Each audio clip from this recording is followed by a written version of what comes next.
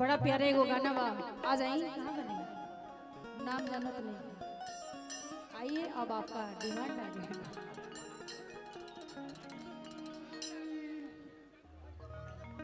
कि अरे कच कच मारो तारुआ अरे पियर फराक वाली। हेलो हेलो बड़ा छे वो गाना बा, वही गाना से रोज सबके सेवा करे के बा। एक बा कैसे कि अरे गाँव ना करा के अरे राजा चल गइलो बाहरवा। कि अरे ओई बना तो चल जाइबो अरे नई हरवा। कि तोहार अरे आइल नइखे खाए रोटी भात के। अरे वाह, ये तो कमर मारो तरी तो धक धक करे जा हो जाता। आई कि अरे गाँव ना करा के राजा चल गइलो महारावा।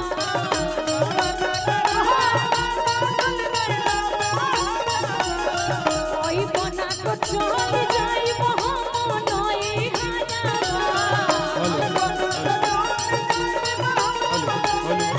हेलो गाँव ना करा के राजा चल गइलो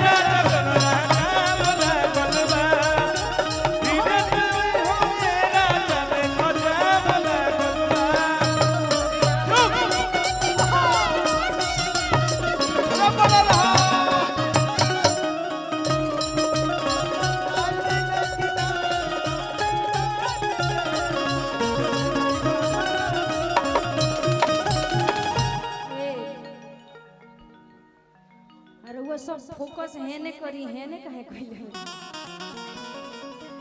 बड़ी चलाक लोग बा। कहती कैसे नहीं आ जा।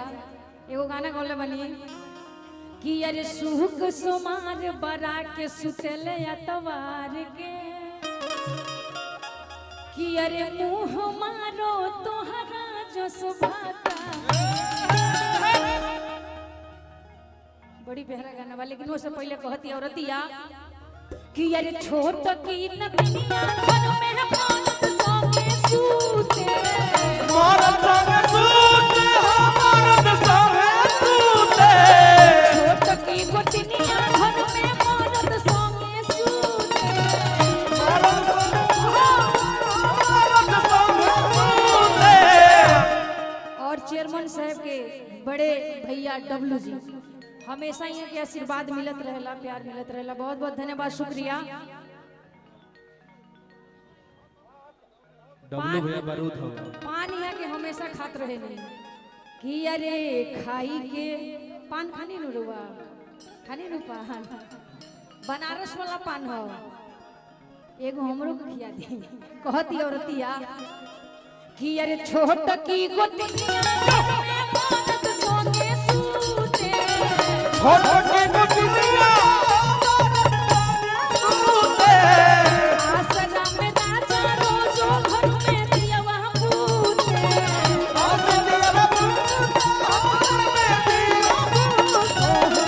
छोट की गोतिया घर में मानत संगे सूते। आसरा में रोजो राजा घर में दियवा पूते। कि काहे मुझे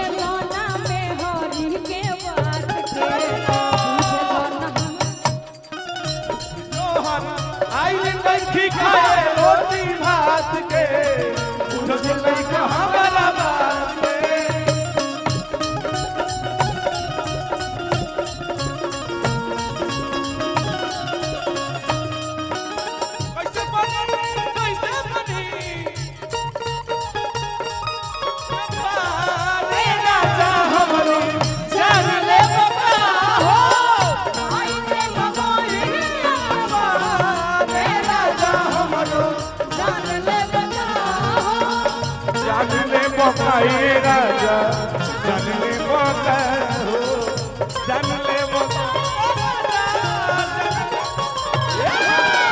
देखी देखी डोला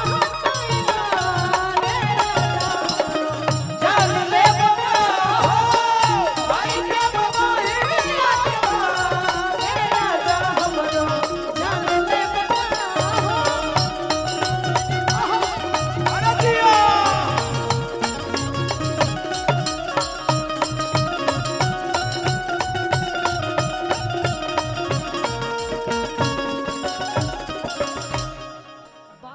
डोलता डोलता लेकिन मार दी मुर्गी है ने वो है ने आजा। अच्छा बोलिए जी। वीरों की धरती जवानों का देश बागी बलिया उत्तर प्रदेश। हम चाहें कि